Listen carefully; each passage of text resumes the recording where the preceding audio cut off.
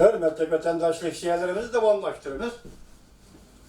Bugün Çislak 2019 yıl 6. ayının 13.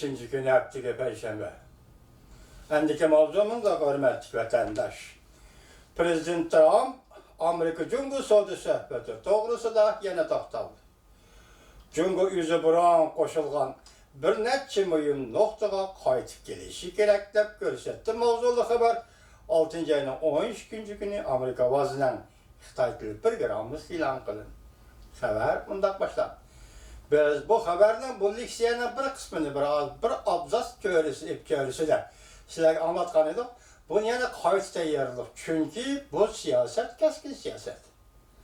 Prezident Trump nime davatıdır? Sen evet yüzden koşulgan 4-5 nokta var.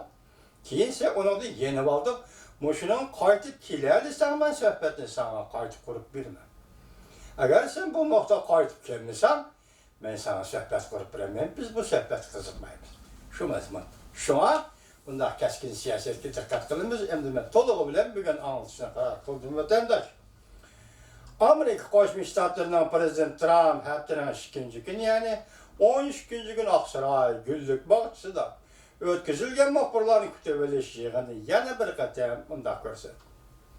Menin baş koyuş tedbirlerimden Cungo azaplanıvatıdır.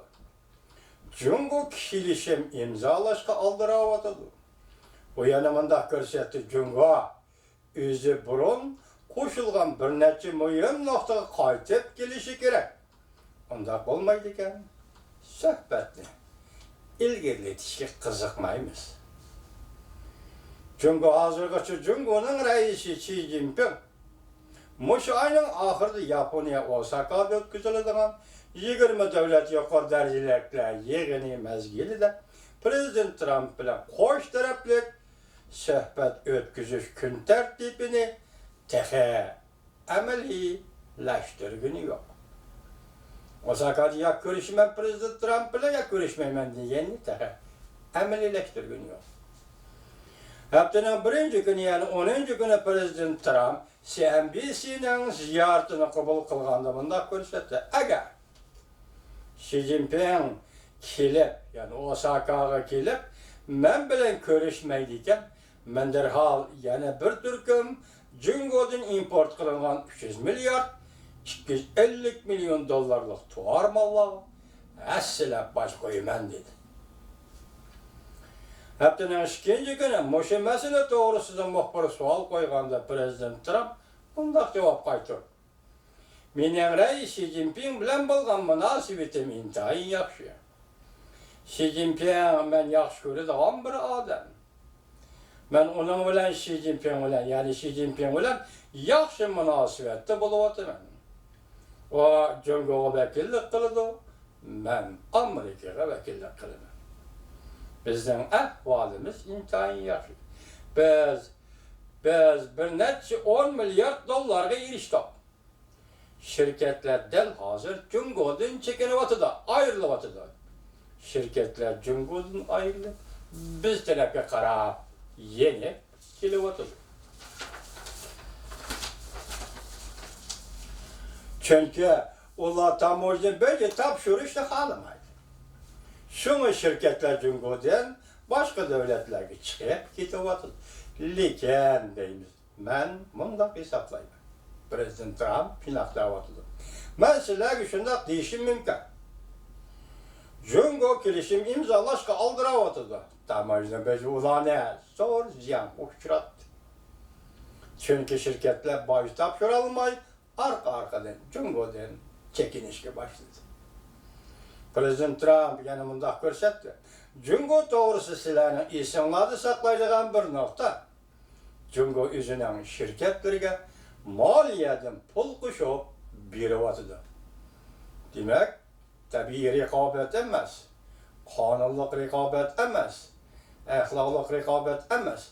Belki pul kuş berip Cungo üzünen şirketlerinin rekabet kuşunu aşırıvatıdı. Bu pazar savundusu emez.